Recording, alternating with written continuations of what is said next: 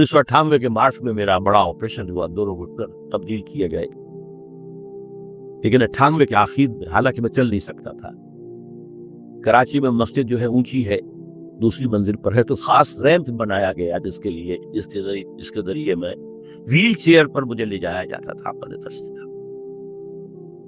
इस तर्ज की गुज़श्ता चंद सालों से पूरी दुनिया में जो गूंज हुई अल्लाह के फजल करम से, कोई हिकमत खुदाबंदी इसके साथ वाबस्ता है।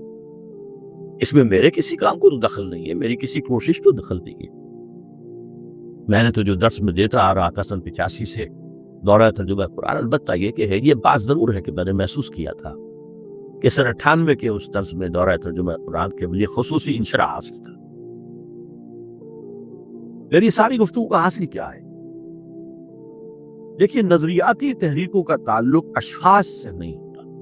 ठीक है, कोई उसका दाई होता है, कोई उसका मुअस्सिस हो जाता है, कोई उसका आवाज करने वाला होता है, लेकिन नजरियाती तहरीक अफराद से वाबस्ता नहीं। अफराद आते चले जाते अपना अपना हिस्से का काम करके, जिसको जितना मुकद्दर है, जिसकी जितनी अल्लाह ताला की तरफ से तौफीक है, वो अपना काम करेगा, चला जाए।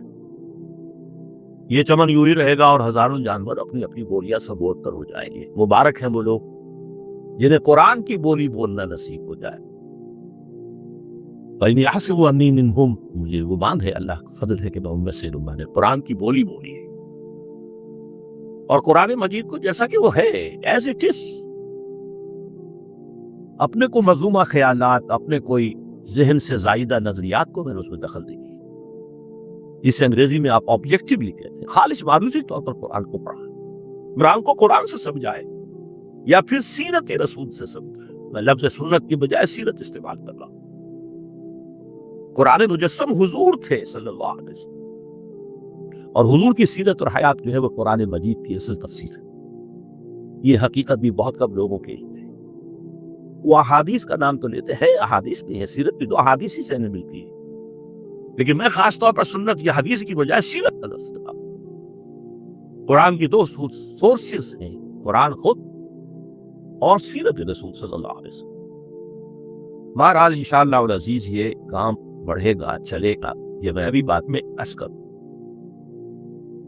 दूसरी बात जो मैंने आयत पढ़ी आपको, वमन नुअम्मिरहु नुनक्किसु फिल खल्क़ अफला याक़िलून, बहुत बड़ी हकीकत जिंदगी की ये भी है। जिसकी हम उम्र ज्यादा कर देते हैं, उसकी खल्क की सलाहियतों में कमी कर देते। मोटी बात है, बुढ़ापा आएगा, हमेशा की मानी हुई बात है। अगर तो जवानी में आदमी बुढ़ापे का तसव्वुर नहीं करता, लेकिन बुढ़ापा आना है, ये भी एक हकीकत है मौत की तरह।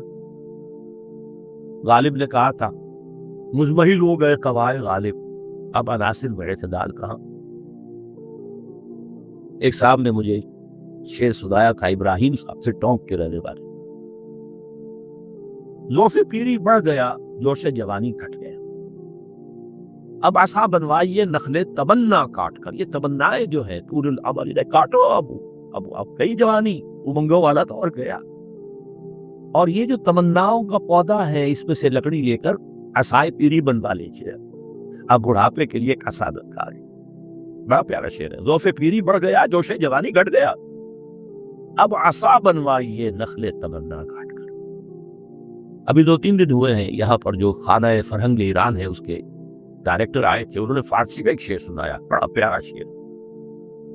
जब जवानी गुफ्त कि शेर शेरस्त अगरचे पीर बुवत।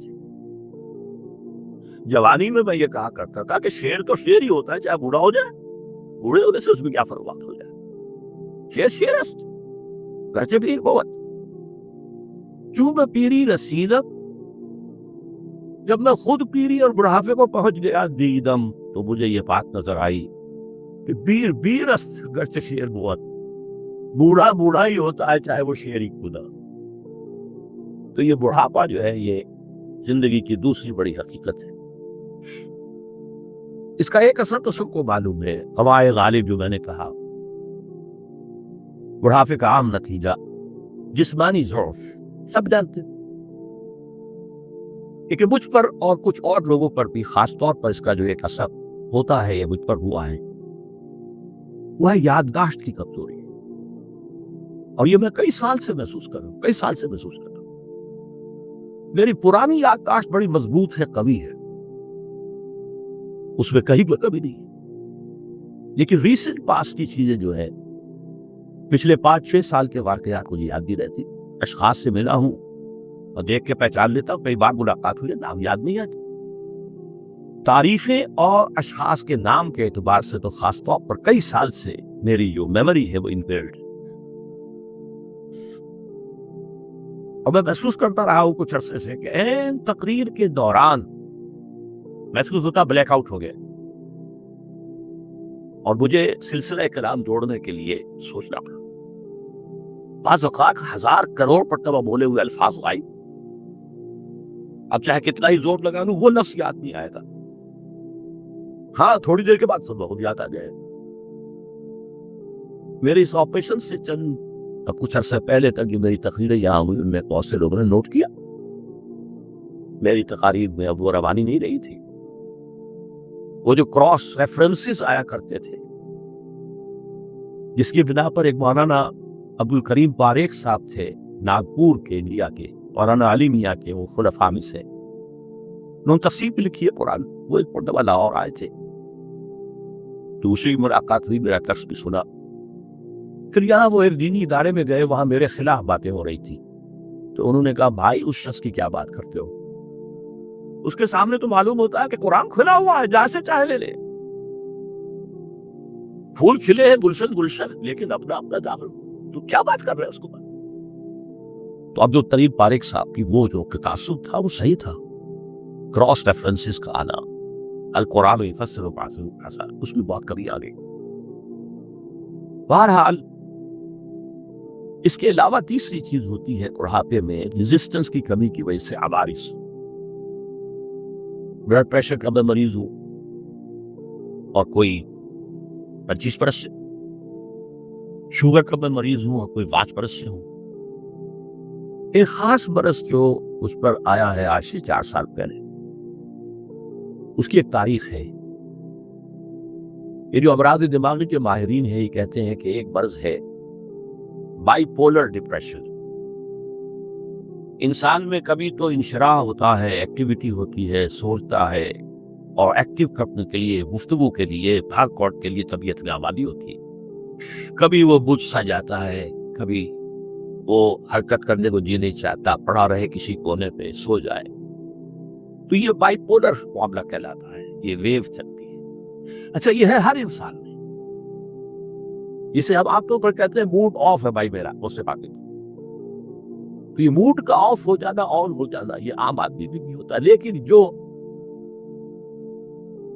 اللہ کے کسی فضل و کرم سے زیادہ ذہین ہو، زیادہ حساس ہو، ان میں پھر یہ جو ویو ہے یہ زیادہ اونچائی زیادہ نیچائی، زیادہ اونچائی زیادہ نیچائی، اور اس کو پھر ہم کہتے ہیں مرض بائی پولر۔